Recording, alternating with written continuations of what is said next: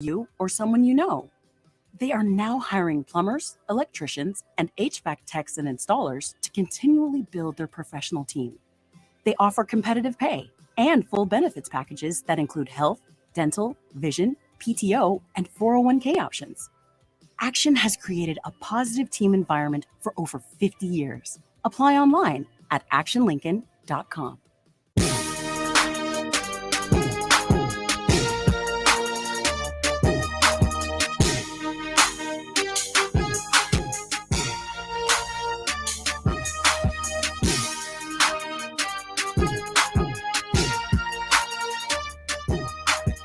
Welcome into the Postgame Show, Hoops Postgame here on 93.7 The Ticket, brought to you by Action Plumbing, Heating, AC, and Electrical. Thanks to them, again, for sponsoring our show. Nebraska gets the victory today against Florida A&M. Been a bit of an underwhelming opponent, I will say, right out of the gate. Of course, this is the same Florida A&M team that lost 105-54 to Creighton. They got to 54 once again. So there's something about that number in Nebraska. Yeah, so maybe they're feeling good about themselves. I'm not sure. Nebraska, though, ends up winning 81-54. I am Jake Bakoven along with Austin Orman in here for the Who's Post Game Show. Once again, shout out to Eric Strickland, who is going to be doing some post game shows this year as well. That as long as he is not doing the broadcast, but he was out there with BTN Plus doing the game here. Once again, Nebraska improving to 2-0. Florida A&M, for what it's worth, falling to 0-2. Bit of a different look, different feel tonight. So I'll lead it right up to you, Austin, to open this thing up. What are kind of your initial thoughts of a bit of a blowout game, but a second win of the season for Nebraska? Yeah, another taking care of business sort of game. Nothing overly inspiring, I wouldn't say. The best thing I would say would be the three-point shooting. A couple, again, maybe quick looks, not ones that I think Fred Hoiberg will be too happy about, but you end the day shooting 10 of 28 from three. That's, again, 36%. You were 11 of 30 against Lindenwood in game 1, 10 of 28. That's a healthy amount. You take 56 shots if you're Nebraska. So half of your shots come from three. That's fine. I think that's a good enough number. Probably too high for some people, but if you're going to hit 36% of them, that's breaking even. So I think that's fine. Free throw shooting was good until the end. They were 23 of 28 at one point, were the Huskers. They finished 2 of 8 to drag their percentage down below 70. But that's without starters on the floor. So something to monitor, to keep your eye on. And rebounding, I think that was a huge positive. You do give up 11 offensive rebounds to Florida A&M. Again, most of those late. But on the day, Nebraska out-rebounds the Rattlers by 20, 55-35. Much better performance from start to finish on the boards by Nebraska. Yeah, I thought it was a bit of a sloppy game, especially to start out with. So, but it is what you kind of expect. These early games, you kind of got to run through it. Nebraska, again, shorthanded. Keisei Tamanaga not playing, Blaise Keita not playing, Ramel Lloyd not playing, and Juwan Gary all out for this game. So they went with the same starting lineup. Different guy jumping for the ball. They tried to Josiah Alex chance at it. Rick Moss lost in the first game against Lindenwood for the tip, and Alec loses on the second one. So just waiting for Blaise Keita to get back, I suppose, to win those. Maybe. Not really sure. But as far as starting lineup, did you have any problem with that? You feel like that's kind of where they're going right now with the guys that are off the floor? With the guys that are available, I think this lineup makes sense. Jamarcus Lawrence still learning the point guard position. If you wanted a truer point guard type of guy, maybe throw Sam Hoiberg in there. But I think Jamarcus Lawrence has a little bit more juice with the ball in his hands than Sam does. So I think that makes sense. TJ Wilcher, perfect glue guy, playing the two really in this lineup.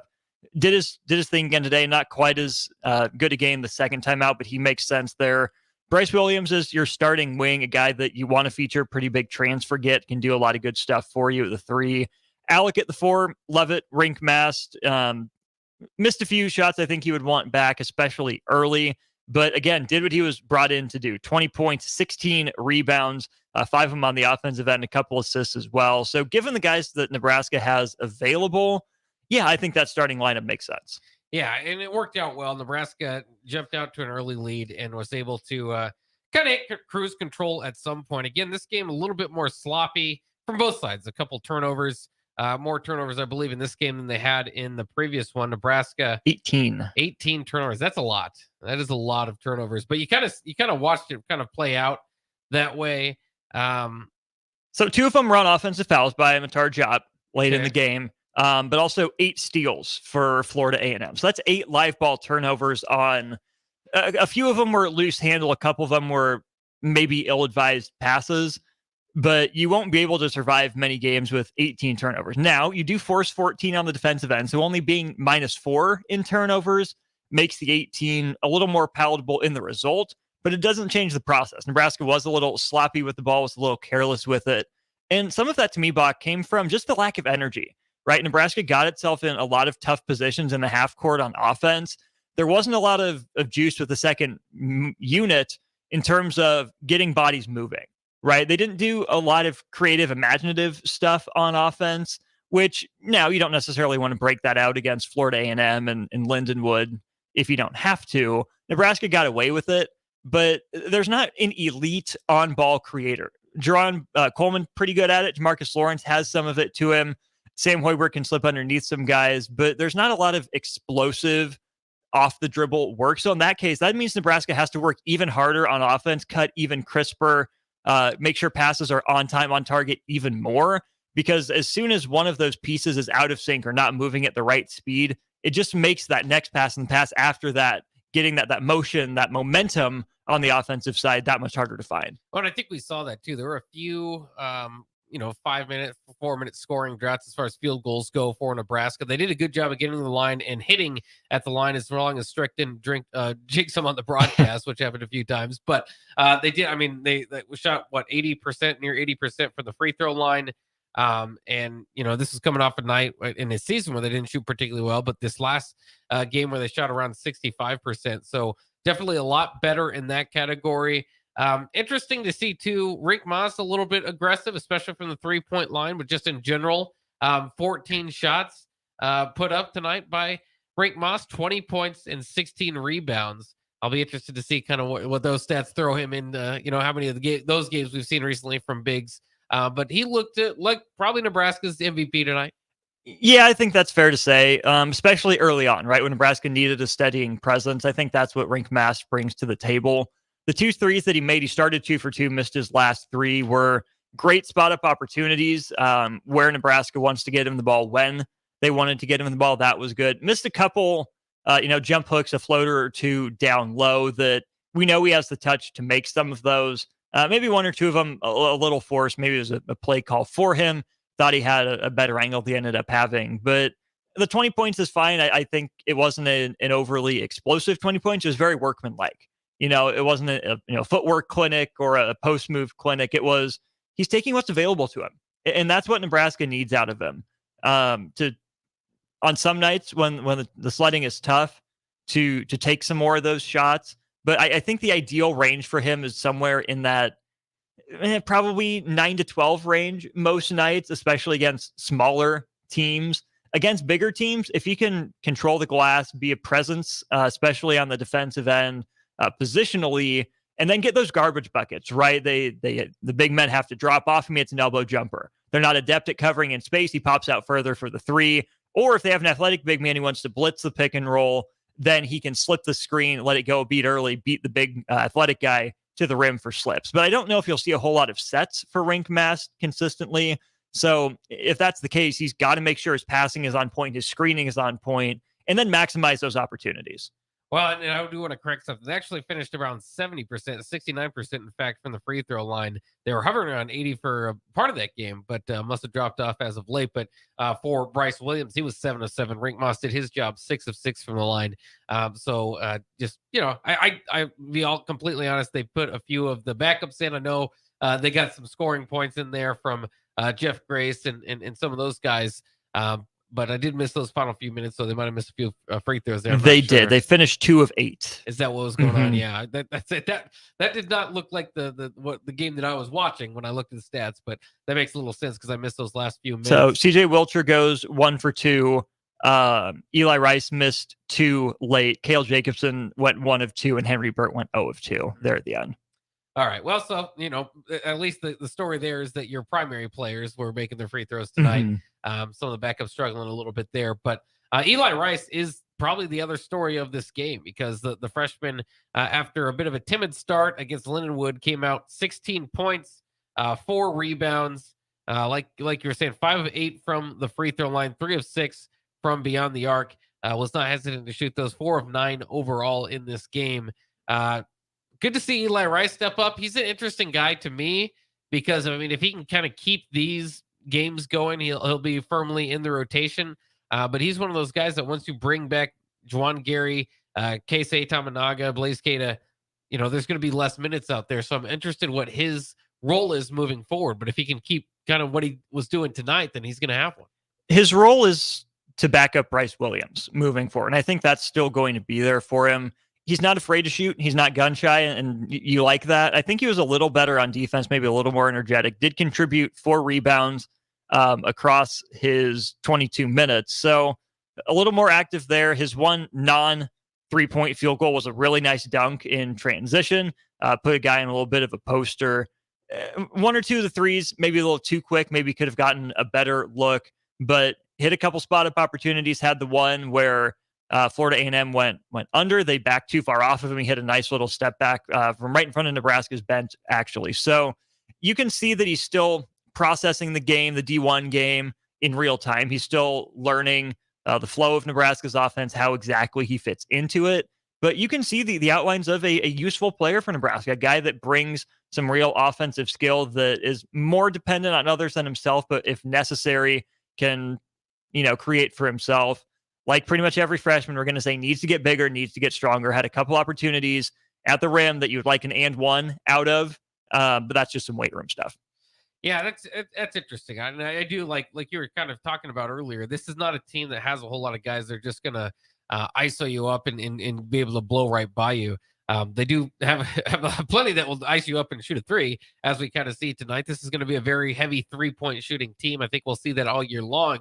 But it's good to get the contribution from Eli Rice. As we go through the scoring category here, Rick Moss again leading with 20 points, 16 boards, 16 points off the bench from Eli Rice. The only other Husker in double digits, 15 points from Bryce Williams, and 6 rebounds to go along with that. 7 of 7, like we mentioned earlier, from the free throw line, 2 of 4 from beyond the arc, 3 of 9 overall. I don't know. He might not have hit his field goal total that he had from the first game, but he seemed to be a little bit more aggressive to me. Maybe a lot of that is because he was getting to the line there. What did you feel from Bryce Williams, a guy that I, coming into the year, thought, okay, he might be one of your leading scorers. I think he showed a little bit more of that game tonight, at least for me, for the kind of the potential moving forward. So 2 of 4 from 3-point range. I like that. Took the opportunities that were available to him again. I think he's a better finisher from inside than what we're seeing, but so many of Bryce Williams' shots are going to be self-created out of that mid-post, or he's going to try to take a guy off the dribble, which is where I think Bryce Williams needs that extra split second on a screen. He needs that extra little bit of separation. Maybe he can create it on his own. Maybe he needs teammate help to do that. But Bryce Williams has taken more than his fair share of tough shots for this team late in shot clock, so they want him to get a shot up. Again, that's a guy that you can see the skill set. You can see the handle. You can see the smoothness. He's a guy that I think should have had at least 1, if not 2 and 1s to maybe knock a couple free throws off that total. But, Bach, that's what the best scorers do, is they find a way to put points on the board. And I know that sounds reductive. It sounds simple. It's like, well, duh, they're scorers. But most guys, when they're 3 for 9, it's because they're passive. They're shooting jump shots. They're taking tough ones and settling. Bryce Williams was still going downhill. He was still getting to the free throw line. James Harden in his heyday, right? Only 3s and layups. That's kind of what Bryce Williams did. I know I just said he took more mid-range shots than that example of James Harden, but Nebraska needed points. They had a couple field goal droughts of 4+ minutes throughout this one, but they kept adding points to the board. Why? Because even though they weren't getting field goals to drop, there wasn't much of a game flow, which made it hard to get any of that offensive rhythm. Early on and through about the midpoint of the second half, maybe by the U8 timeout, when Nebraska struggled on offense, it didn't go into a shell. It got downhill. It started to put even more pressure on the rim, forced Florida A&M to either defend without fouling or go to the free throw line and get those points. Bryce Williams led the charge with that. Rink Mast, 6 attempts. Josiah Alec, 3 of 4 from the line. Even Eli Rice with 8 attempts. That tells me Nebraska made a concerted effort to, despite taking half its shots from 3, not settle for them. And when things were tough, they're at least tough because they're trying to get easy shots. Yeah, I mean, and for the most part, that's right. I mean, any game you're going to play long enough, you're going to have a few bad shots, but I didn't think it was too bad, poorly played by Nebraska. Again, kind of just a tough one to read because Florida A&M, if we're just quite honest, didn't have much of a shot tonight, and this game kind of got away from them pretty quickly, as you would expect. So therefore, it's kind of tough. You're out there playing the minutes, right? But it doesn't feel as like important. You're not rising up to the occasion. You're just kind of seeing what you can get, and sometimes that's perfect. I think Nebraska needs that this early in the season. They've had seasons where they've played some pretty tough competition out of the break, and that can force you into it too. I thought that helped them, that tournament that they did around Black Friday last year. I don't think they got too many wins out of it, but they were playing quality competition. They went 1-2. They lost the first game to Oklahoma, pretty disjointed. Derek Walker comes back against Memphis in the second round. They lose that, and then they handle Florida State in the third game. Yeah, and they've got something like, you got Oregon State coming up next Saturday, so you've got some of those tournaments and fun things coming around the corner. I just think that this kind of soft schedule that they opened up with, while not the most exciting and not get to your TV type of stuff, is going to help. Hey man, I watched Big Ten Plus for the first time in my life today. So this is the first time? I think so. I'm pretty sure it is. What about last week? Last game was on BTN. Well, I was at the game last week. Okay, I was gonna say I'm gonna tell Strick. You missed his first game, but once again, Strick did well tonight on BTN Plus. I'm not sure. I guess I haven't asked him, but I'm assuming Ryder or Stony Brook next week might be on BTN Plus as well. Yeah, a few of those games on there, so you can catch him on that if you've missed it. Let's take a break here. We've talked about the guys that kind of stood out. Let's talk about some of the guys that didn't stand out, maybe didn't live up to. I don't want to say live up to expectations, but maybe just kind of got lost in a dreary game, and see if we feel some type of way about it. I think it's kind of interesting to break down because Hoiberg's the guy. 15 points last game, only 3 in this game. Josiah Alec 5 and 5. Are you going to need more from that? Once you get kind of the bigger opponents. We'll talk about that, break it down. More to come on the Hoops Postgame Show, brought to you by Action Plumbing, Heating, AC, and Electrical. I'm Jake Bachman. He is Austin Orman, and we'll be right back after this. Tune in to 93.7 The Ticket as soon as the clock hits 0 for the Jay Foreman Postgame Show. Listen to expert analysis from the Husker Hall of Famer, an 8-year NFL veteran, for 90 minutes after the game. The Jay Foreman Postgame Show, sponsored by Tanner's Bar and Grill, Vinny Kreekak, and Action Plumbing, Heating, AC, and Electrical on 93.7 The Ticket and theticketfm.com. Fall has arrived, and it's the perfect weather for the DIY market to listen to the game while building a deck. Deck City is a great place to start as Lincoln's local source for everything decks. Deck City has everything you need to build the deck of your dreams, from treated lumber to Westbury aluminum railings and Decorators composite decking. They offer advice from real deck professionals to give you proper guidance and to make your project go smoothly. Call them today to schedule an appointment at 402-480-6671 or go online to deckcityne.com. Sandhills Global is hiring. Check out sandhills.jobs for more information. Sandhills is looking to fill hundreds of new openings in sales, traveling support, software development, web design, and more. Sandhills has a professional culture and is fast-paced with a focus on growth, innovation, and leading-edge technologies. Career and internship opportunities are available at our global headquarters in Lincoln, Nebraska. Apply today at sandhills.jobs. Hi everyone, Kendall Warnock with A1 Automotive in downtown Lincoln. If you're looking for an automotive repair facility you can genuinely trust, we would be grateful for the opportunity to earn your business repairing your vehicle. We have ASE master technicians and qualified to work on a variety of vehicles from Hondas to Porsches, Jaguars to Toyotas, and Chevrolets to Fords. We pride ourselves on customer service and relationships, and we would be grateful for the opportunity to serve you. Give us a call at 402-477-4660. A1 Automotive, always honest answers. Hello, this is Mary Pat Waite. I've had the privilege of working with Lincoln families as their realtor for more than 31 years, and I'm so proud to be associated with MP Dodge Real Estate. For me, your transaction is unique in its own way. My experience allows me to bring you trusted care and a really great outcome. My NP Dodge family shares the same client focus. Expand your career with NP Dodge. Call Eric at 402-434-2222. Experience flexibility like never before with Ace Rent to Own.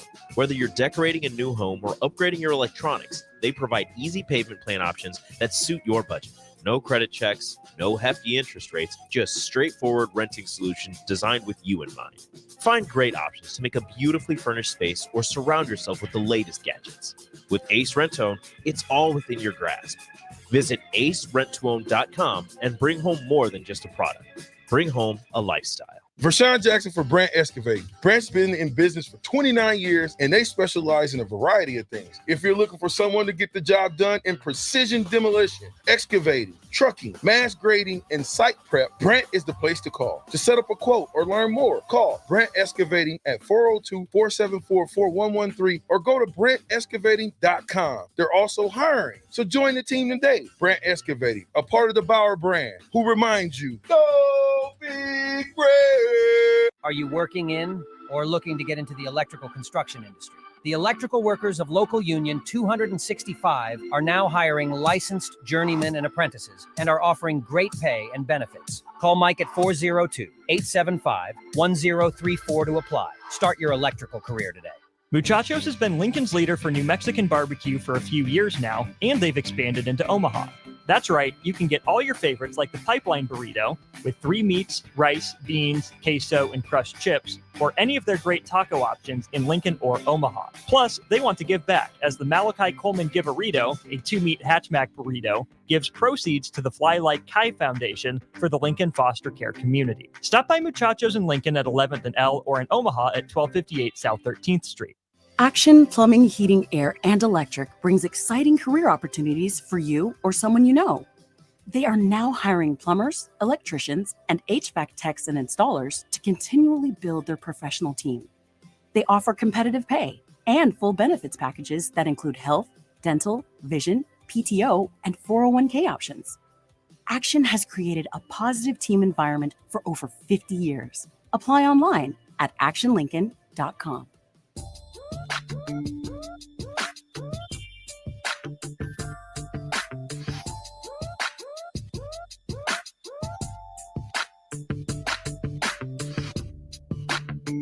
Pleased to be back with you here on the Hoops Postgame Show. Once again, brought to you this year by Action Plumbing, Heating, AC, and Electrical. I'm Jake Bachman. He is Austin Orman.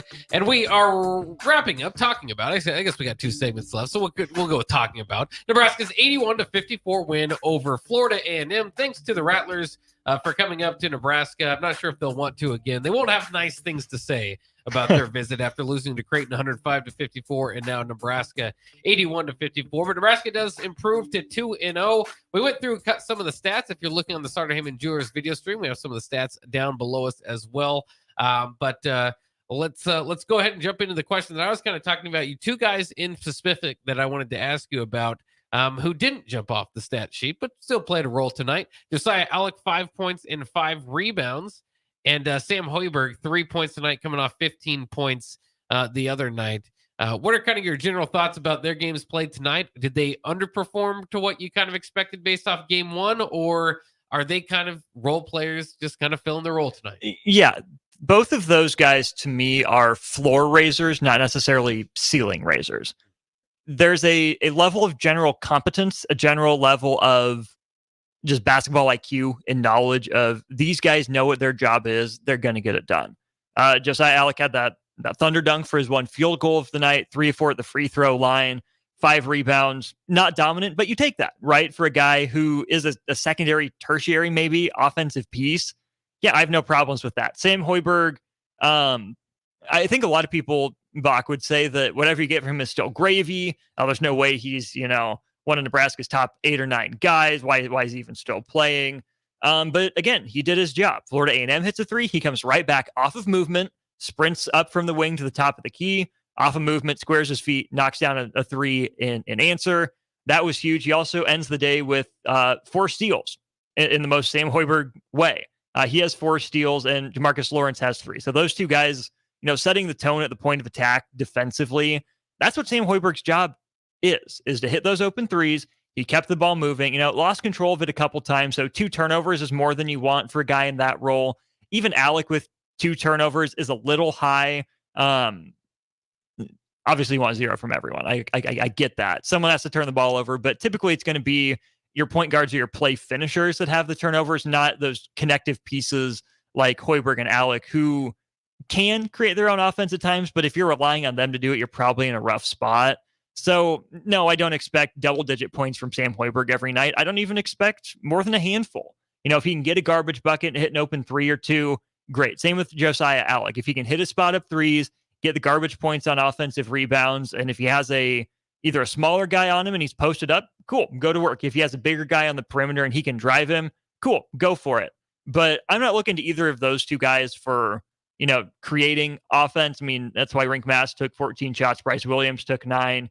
Eli Rice, as your gunner type of guy off the bench, took 9.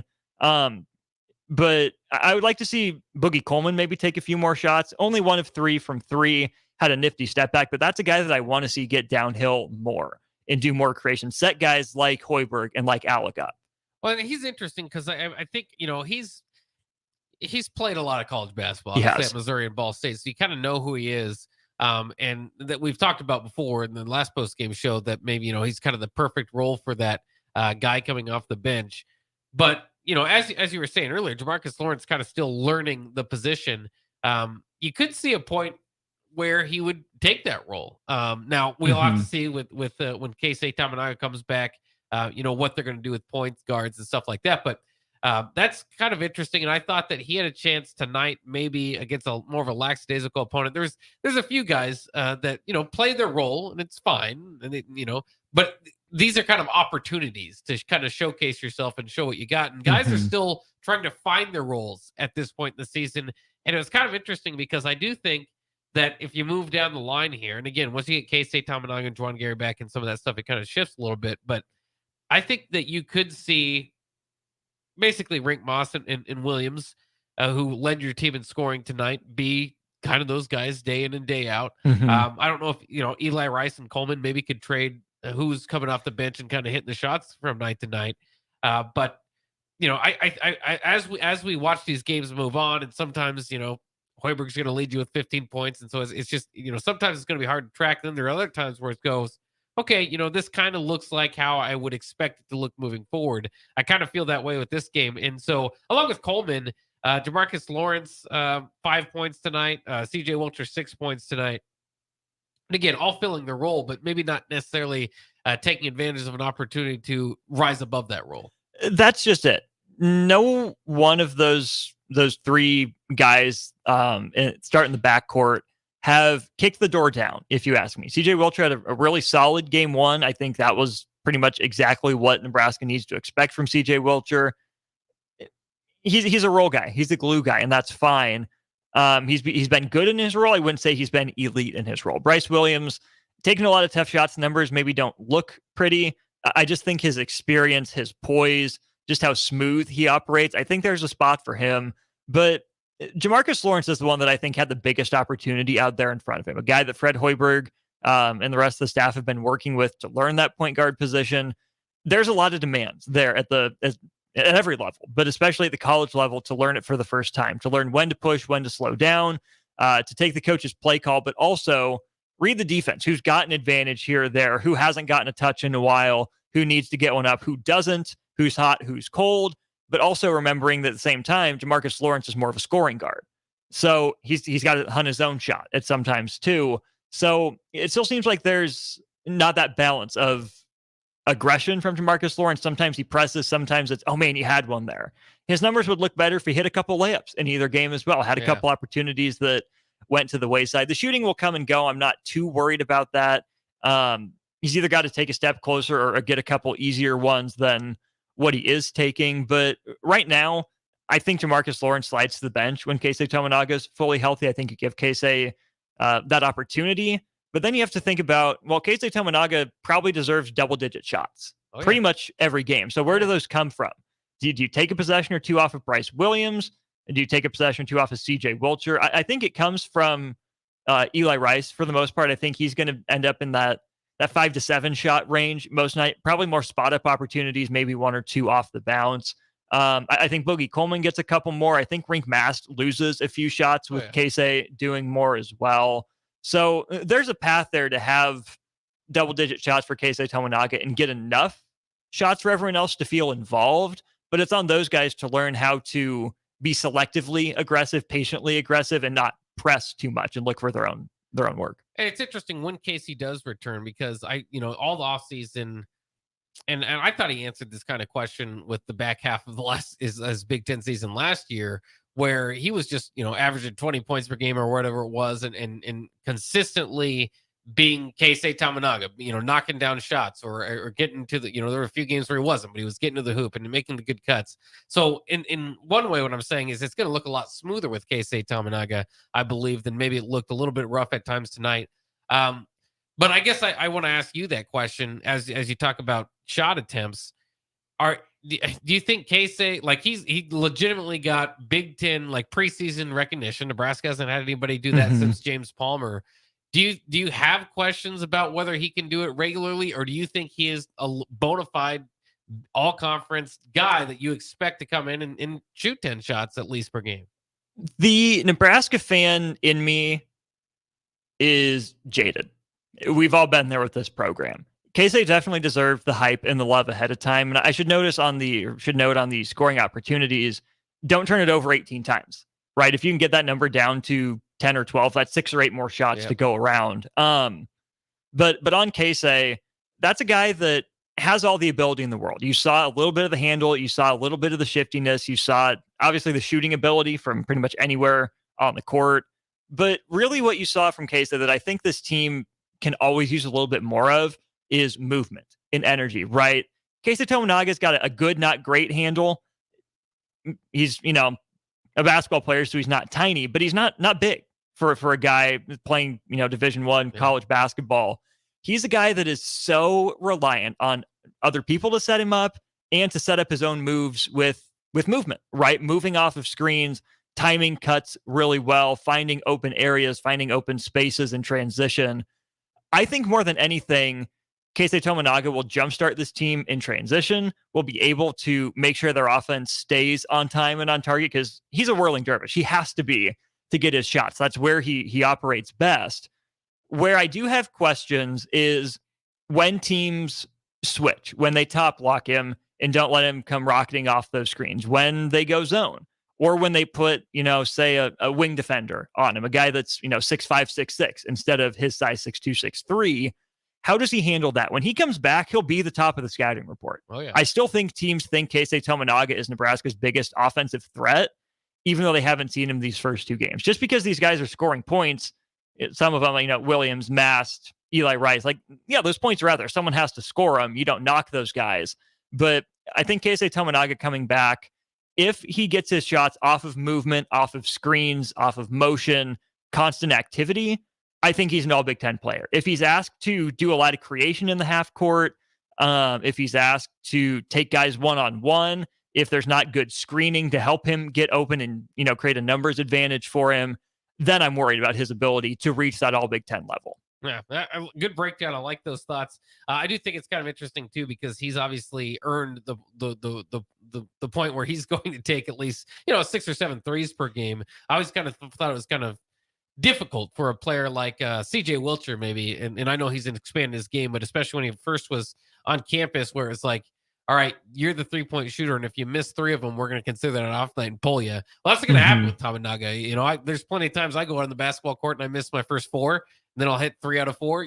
Sometimes you got to warm into it. Shooters got to shoot. Yeah, and Tominaga's going to get the opportunity to warm up every game, so he at least doesn't have that feeling kind of over his head. I think that's absolutely true, but I also would tell Fred Hoiberg that it's very important to toe that line, right? You don't want to rein Keisei in too far, but if he just doesn't have it, if it's a bad matchup for him, he's not shooting well, yes, you want to leave him out there because shooters shoot. His gravity, even if he's off, he knows the next one's going down, and so does the other team. Yeah.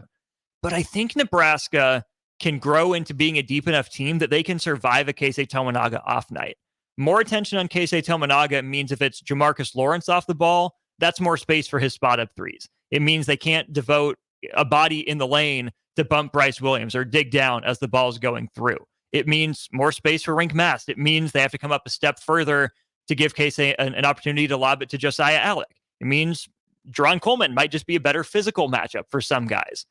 you got to ride with Casey because I think he's still the emotional spark of this team. I think he does a lot of good with his motion and movement.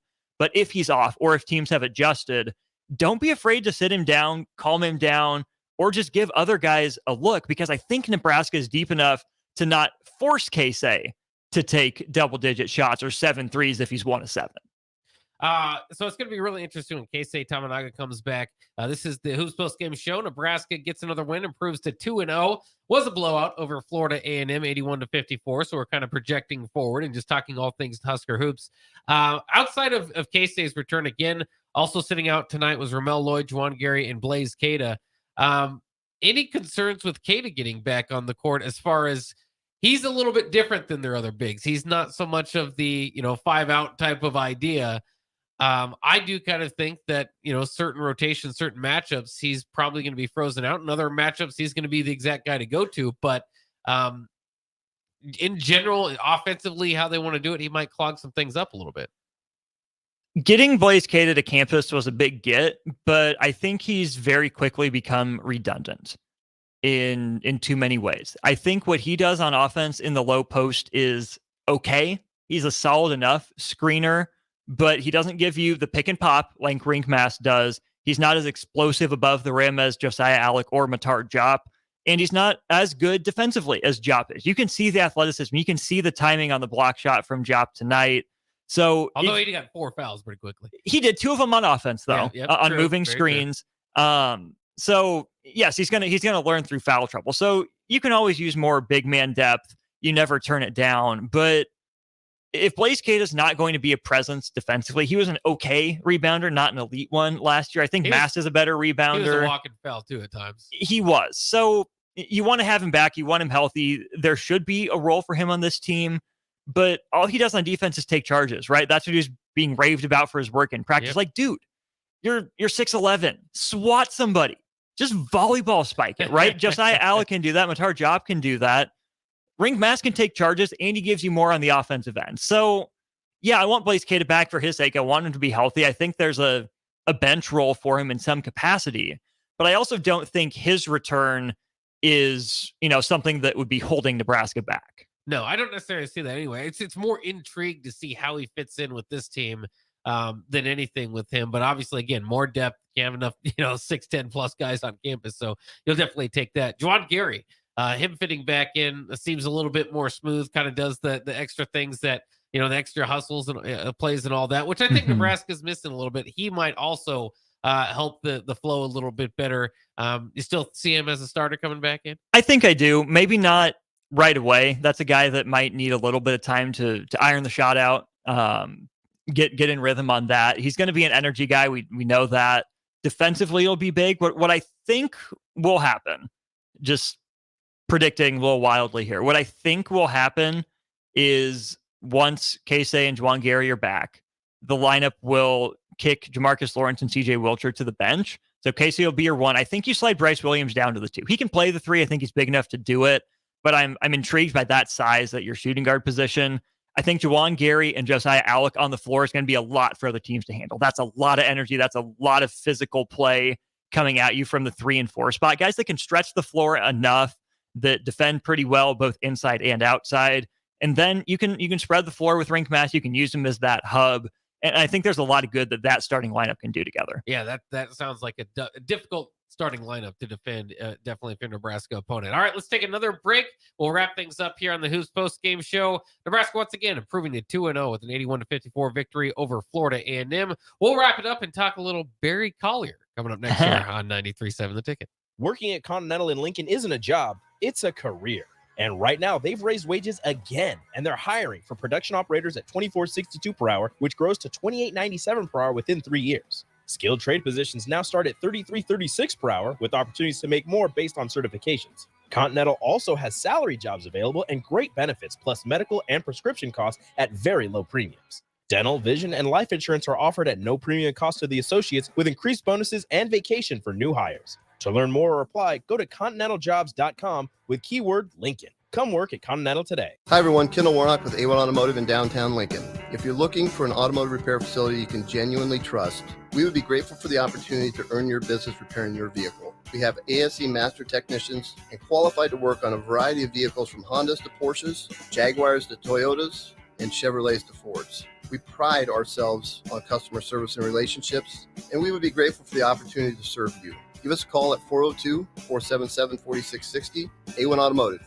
always honest answers. This is Bud Seinhorst, President and CEO of LIBA, the Lincoln Independent Business Association. Join us every Saturday from 9 to 10 a.m. on 93.7 The Ticket for the LIBA Business Hour, as we discuss local business and highlight those who are thriving in the Lincoln area. It's the LIBA Business Hour, Saturdays from 9 to 10 a.m. on 93.7 The Ticket and theticketfm.com. Fall has arrived, and it's the perfect weather for the DIY market to listen to the game while building a deck. Deck City is a great place to start as Lincoln's local source for everything decks. Deck City has everything you need to build the deck of your dreams, from treated lumber to Westbury aluminum railings and Decorators composite decking. They offer advice from real deck professionals to give you proper guidance and to make your project go smoothly. Call them today to schedule an appointment at 402-480-6671 or go online to deckcityne.com. Hello, this is Mary Pat Waite. I've had the privilege of working with Lincoln families as their realtor for more than 31 years, and I'm so proud to be associated with MP Dodge Real Estate. For me, your transaction is unique in its own way. My experience allows me to bring you trusted care and a really great outcome. My NP Dodge family shares the same client focus. Expand your career with NP Dodge. Call Eric at 402-434-2222. Muchachos has been Lincoln's leader for New Mexican barbecue for a few years now, and they've expanded into Omaha. That's right, you can get all your favorites like the pipeline burrito with 3 meats, rice, beans, queso, and crushed chips, or any of their great taco options in Lincoln or Omaha. Plus, they want to give back, as the Malachi Coleman Giverito, a 2-meat hatchback burrito, gives proceeds to the Fly Like Kai Foundation for the Lincoln foster care community. Stop by Muchachos in Lincoln at 11th and L, or in Omaha at 1258 South 13th Street. Vershawn Jackson for Brant Excavating. Brant's been in business for 29 years, and they specialize in a variety of things. If you're looking for someone to get the job done in precision demolition, excavating, trucking, mass grading, and site prep, Brant is the place to call. To set up a quote or learn more, call Brant Excavating at 402-474-4113 or go to BrantExcavating.com. They're also hiring, so join the team today. Brant Excavating, a part of the Bauer brand, who reminds you, go big Brant. Action Plumbing, Heating, Air, and Electric brings exciting career opportunities for you or someone you know. They are now hiring plumbers, electricians, and HVAC techs and installers to continually build their professional team. They offer competitive pay and full benefits packages that include health, dental, vision, PTO, and 401k options. Action has created a positive team environment for over 50 years. Apply online at actionlincoln.com.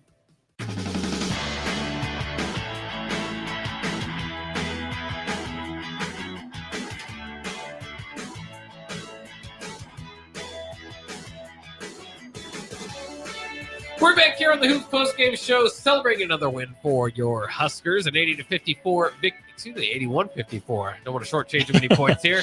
Victory over Florida A&M, who again I'm going to continuously just kind of make fun of while they're here in town. Unfortunately, hopefully they're not listening.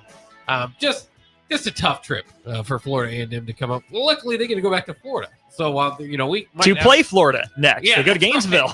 Well, they were talking about their schedule. Iowa. I mean, they've got like a lot of tough games. Florida A&M's making money. Well, Iowa's not a tough game. Iowa's not that good this year. Well, that's true, but they'll still probably lose by 30. I mean, Florida A&M's not very good, is my point. They're not. Can we address this on the text line here? Yeah. 6247. Look out. Casey is going to play the 1 for a couple reasons. Number 1, Nebraska's lacked size in the Big Ten. Nebraska can go big now, right? Casey, they don't have it. Okay. Sam Hoiberg is the truest point guard on the roster. Sam Hoiberg is the guy you want for energy off the bench and spot minutes, not your starter. Jamarcus Lawrence and Casey in the same lineup, I think it's shredded defensively by good guards. Tyson Walker and AJ Hoggard eat that combination for breakfast. Boo Booey goes after Casey, if that's the one guarding him. Casey's going to run the one for his professional outlook to some degree too. It's my understanding that Nebraska is going to give him opportunities to run the show because that's what NBA teams are looking for, right? Yeah. Casey played off the ball a lot, played off of Greasel and Walker more often than anything last year. He could initiate a little bit, especially in transition, but he was a secondary guy that had others create looks for him. I think he's crafty enough that there's a role for him to do that.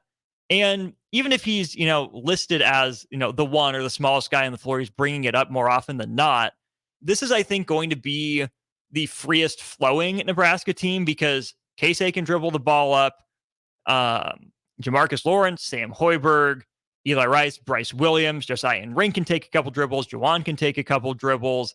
There's a lot of guys that can dribble the ball up and initiate offense. The other thing is that because he's an all Big Ten shooter, you want the ball in his hand. You can't just stick that guy in the corner, right? He needs the ball in his hands to draw eyes, to draw attention, make easier shots for other guys who aren't as good at creating. Casey will take some tough shots, but he's also a decent passer. We saw at times last year. He's crafty. He finds angles and finds ways to get guys the ball. So because there's not a guy like Aaron Eulis who's available, who would probably run the one in a lot of these lineups, because I don't think you can play Jamarcus Lawrence and Casey together for huge stretches of time against bigger teams, you're going to see a lot of Casey Tominaga at the one. Yeah, I agree with you. And I think, again, a part of that is to prove that he can do it. But the other part, you hit on the nail on the head. They don't have like a natural number one. So it's not like he's taking somebody's spot.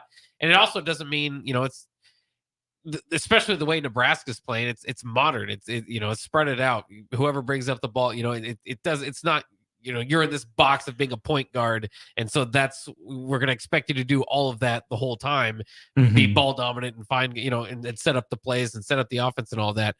Not necessarily the case with this offense, with this personnel, but part of the reason he's going to be number one is because they don't have a true number one, which is fine. And because they've got a lot of guys that can bring the ball up. Right. It's not positionless basketball by any stretch of the imagination. It's versatile basketball, guys that can do different things. And I think this Nebraska team is unselfish enough. We've seen that in these first couple games.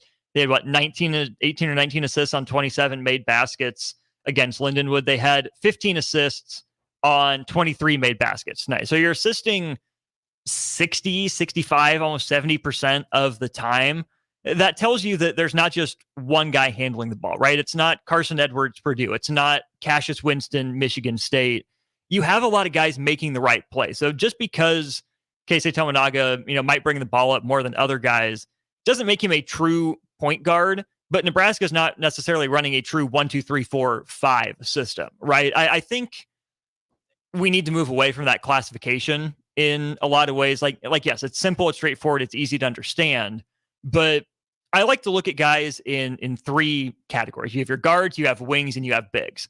Sure, there's going to be some overlap, but the other thing is you look at it as ball handlers and play finishers, right?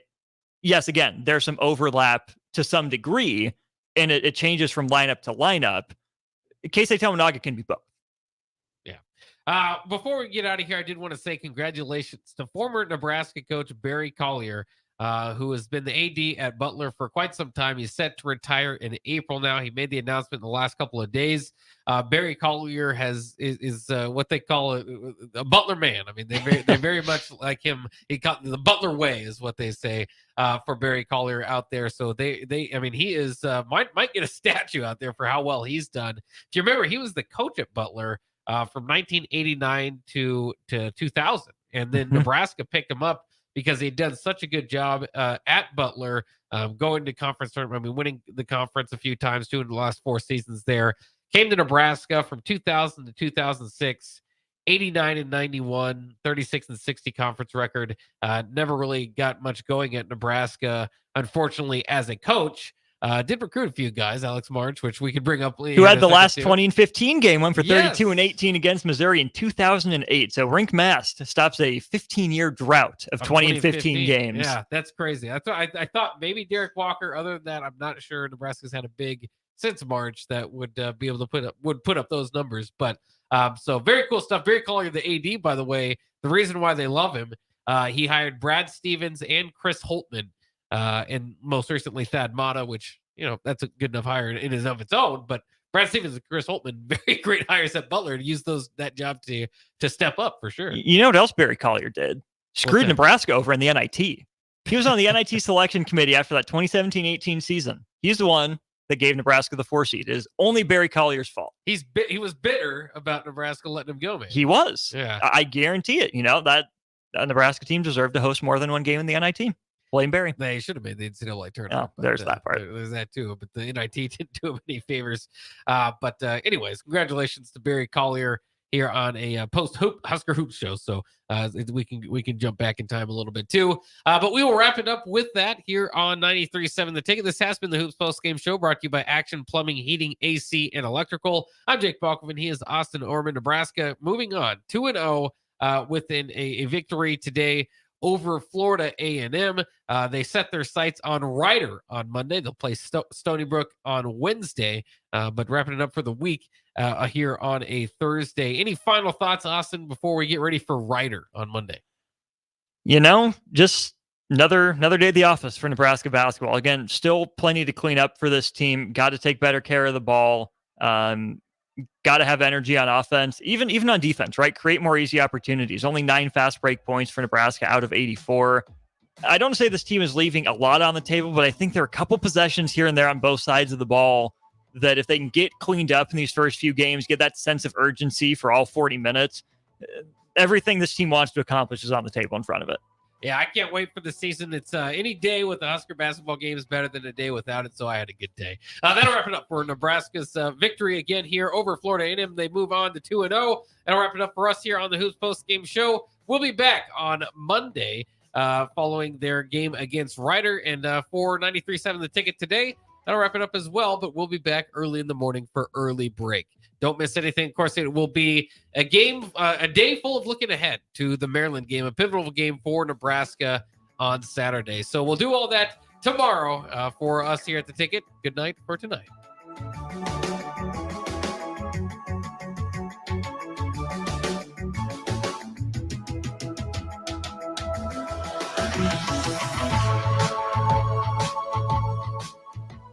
Action Plumbing, Heating, Air, and Electric brings exciting career opportunities for you or someone you know. They are now hiring plumbers, electricians, and HVAC techs and installers to continually build their professional team. They offer competitive pay and full benefits packages that include health, dental, vision, PTO, and 401k options. Action has created a positive team environment for over 50 years. Apply online at actionlincoln.com. Load up on meat and more this fall at the Mercado by Certified Piedmontese at 84th and Haviland. This week's special through November 14th is spend $40 and you'll get to buy one, get one free on 8-ounce prepackaged sirloins. And don't forget to check out their Friday feast this week and every week. Plus, don't forget their 2 new locations now open at 30th and Yankee Hill in Lincoln and 168th and Maple in Omaha. Get to the Mercado today for the best meat in town. 93.7 The Ticket. Fox KFXL weather. Sponsored by John Henry's Plumbing, Heating, and Air Conditioning. The Lincoln forecast for today, expecting lots of sunshine throughout the day. Maybe a little breezy this afternoon. Otherwise, we'll see a high around 61. Tonight, mainly clear skies with an overnight low around 28. And tomorrow, more sunshine on the way. We'll see a high around 54. I'm meteorologist Kyle Clucker for 93.7 The Ticket and theticketfm.com. Sandhills Global is hiring. Check out sandhills.jobs for more information. Sandhills is looking to fill hundreds of new openings in sales, traveling